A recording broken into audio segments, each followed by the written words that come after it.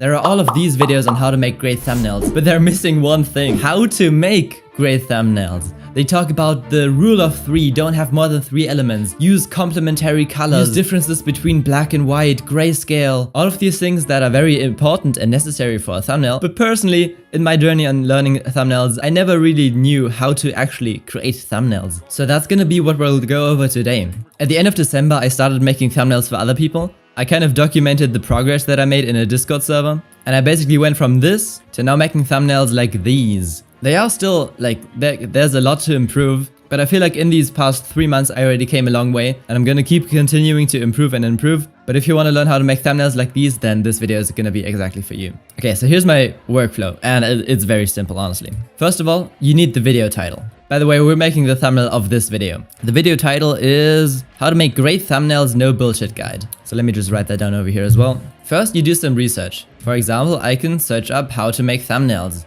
And then there's gonna be all sorts of videos. I actually watched quite a few of them. And at one point you'll find a really good one that you're gonna like. And for the sake of this video, we're just gonna try to recreate this thumbnail basically pixel by pixel. That kind of leaves the concept out of the picture, but usually what I would do before I actually start making thumbnails is I would create something like this. Basically, I just draw the thumbnail, have some text here, sketch out the person, sketch out the items that I want to have on the thumbnail, and then create it afterwards. For this one, it's not really needed. We'll then find a background, the main pictures, and then we'll add like 3 elements usually. So let me open up Photoshop. You can also do this on Photopea. It works really well, to be honest. If you click on create here, it looks very similar to Photoshop as well. Or you can use GIMP if you want another free version. GIMP you have to download, Photopea works in the browser. But since most people work with Photoshop, that's what we're gonna do. So I'll just create a 1280 by 720 picture, call that tutorial, and then we'll get started. Okay, so first of all, we need like a grid background. There's 2 ways of going about this. Black grid background. One, you just Google it up, and yep, that's pretty much the same one that he used. Wait, is it the same one? I don't know, maybe he made it himself. That would have been option 2, making it myself, but why would I, you know? Just scale that up there. Boop. That is perfectly fine. Then over here we have 3 videos with 3 thumbnails in them. MrBeast was a very strategic decision by them. It's a thing called fame jacking, and basically you put famous people into the thumbnail and people click it more often. Let me actually just open this up real quick. Just get the thumbnail downloader. I also have like extensions that can do it, but here I wanted to show you how to easily do it as well. Then I'm gonna take the rectangle tool over here and just do it exactly like they did, like so. Then we just try to adjust the edges, so like that. Okay, that's actually a weird curve that they used. I think I got it. Hold on. Yep, that's pretty close. Okay, then I'll just make the fill of this black, duplicate the layer, bam. Select this rectangle, make it white, put the black over the white, scale it down a tiny bit, like so. And there we have the white outline effect. It's not exactly perfect yet. Yeah, that's pretty good. Okay, now I'm gonna select both of these, put them into a group, just call that left, and we'll duplicate this group, call it right, move that over to the right side, and paste that there. Actually, hold on. I'm also gonna invert the width so that the white part is on here, because it's not exactly symmetrical the way I made it. Click done. I'm actually gonna move the black a bit further away and also do that over here. Yeah, I don't know how I didn't see that. Okay, there we go. So if we turn this off, this is what we have so far. Let's just keep going and make the middle part rectangle, black fill, and then just swoosh and stop that right there. Oh, this time the edges are very easy to do. Yeah, that's basically perfect. We'll have this one be white, duplicate, make whichever one's on top black, scale it down. And then we need the text up here. Since the video title is how to make great videos, make great thumbnails, sorry, thumbnails, no BS guide, we'll put up it's easy on there instead of it's a science. Then just take the text tool, boop, draw out a little thing like this, and then just type simple. Easy is a bit too short. I don't know if I said easy or not. Let's just grab the color. And then we will use Gotham, I think. Gotham is usually a really good font. Okay, I don't know why I even drew this box. That was kind of useless. Could have just typed simple. Yeah, that might work pretty well actually. If you drag from the ruler from the right side, also press like Control and R to enable rulers. If you drag this into the middle, it'll like snap into the middle at some point, and then you can better see if the text is centered or not. There is also like a center tool, but I don't like using it. Then we'll just make one more text layer and say it's in white. Control T, by the way, to transform, then scooch it over like this. It's a bit tricky because like text is very easy to not be readable anymore when it's too like small, but it should be fine. There we go. Right, now I don't like the background too much anymore because it's like the squares are too big. So what I'm gonna do is, well, first I'll try something. I don't know if it's gonna work actually. First I'll alt click on this layer to only see this layer, and then we'll scale it down again into like a fourth of the screen. Alt drag to duplicate it, like so. Now we have this weird line here, so I'm gonna... Yeah, no, we'll just use a different thing. Okay, there's two ways of going about this. As I said, this time I'll just do it myself with this one as a template. We'll use the pencil tool, alt click to just yoink the color. G to use the fill tool, bam, and it's filled in. Just hide that real quick. Now what I actually wanted to use the pencil tool for is grab this gray color and adjust the pen to be small. I'll hide this layer, make a new layer, and just draw the lines on top. Is there a faster way of doing this? Probably. I'll just do like 3 lines. By the way, I always click, then go down, then shift click to connect the lines. But I'll just do this for a few, like so. Then I'm gonna duplicate this layer, boop, and then we have like the next lines already.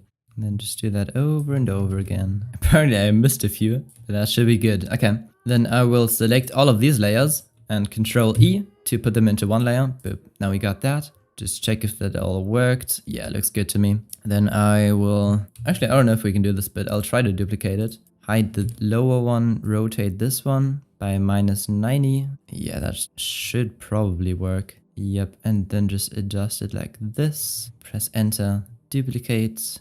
Drag over there. Try to connect it as good as possible. Yeah, it's not perfectly symmetrical, I just noticed. Probably because I misclicked once or twice. But hopefully we'll be fine. We'll see.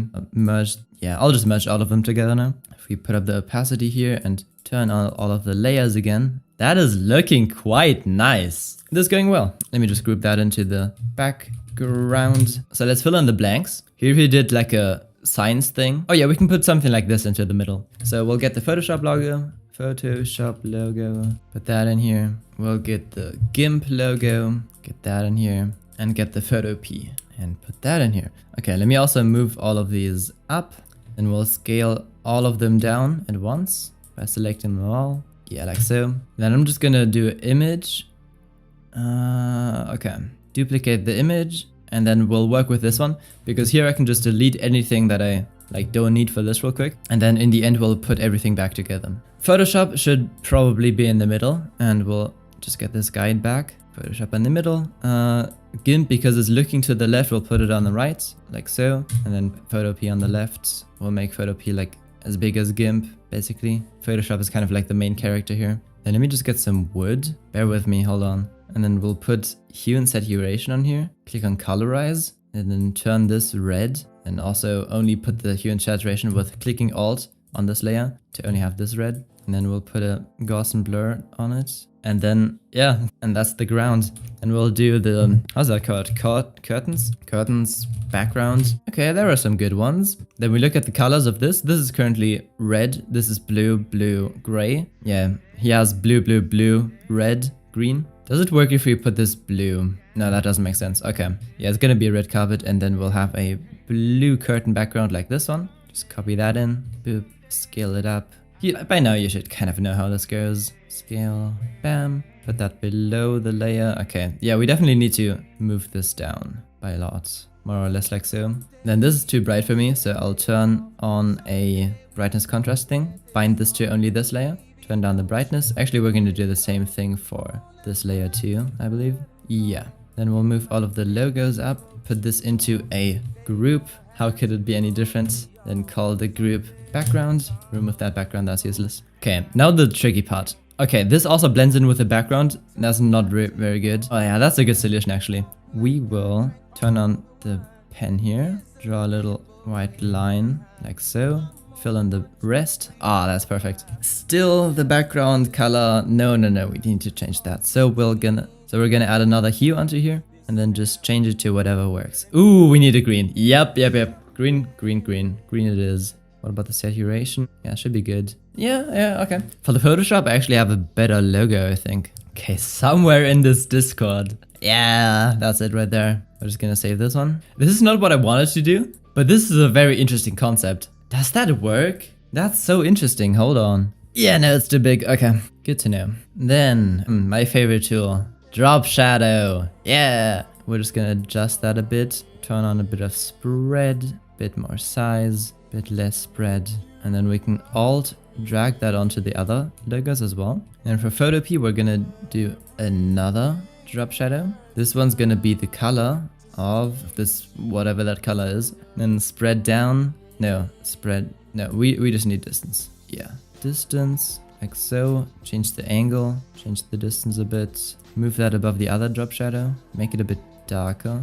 And easy claps, we just made a little 3D effect. I'm gonna do the same thing for GIMP. Okay, select the color, turn off global lights. All right, yeah, that's it. Okay, nice. Good to know. Then make it a bit darker. Okay, if we now just export this really quickly and then import that here. Okay, I'm gonna select. Okay, this next part is literally just because I don't know how to do it better. I'm gonna make this into a layer, rasterize layer. By the way, I made a copy of it.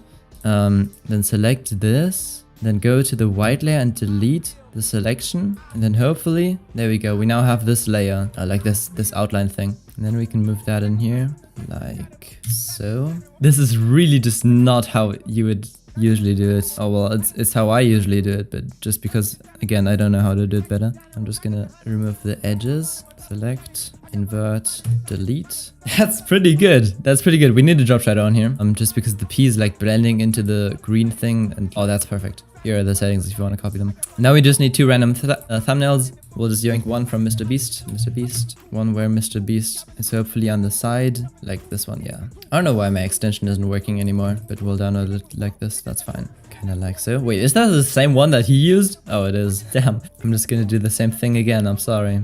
Rasterize layer, select, invert, bam. Oh, this time it was faster though. And then over there we'll just do the same thing. Pokemon IRL. Is that what the video is called? Yeah, no. Oh, there it is. Ryan Trahan. Yoink, paste. Like that.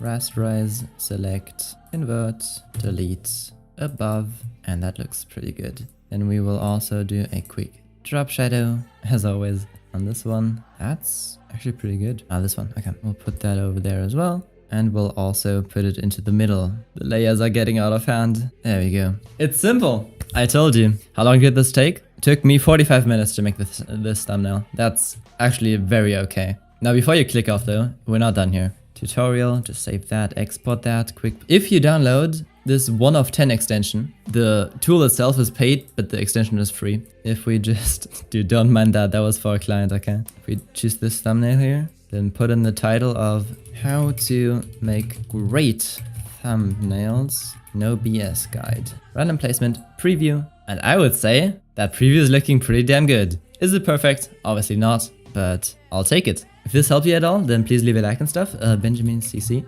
And of course, if you want to get ahead of 99% of YouTubers, you should watch this. It's underperforming like crazy, but the video content is good, trust me. Okay, bye bye.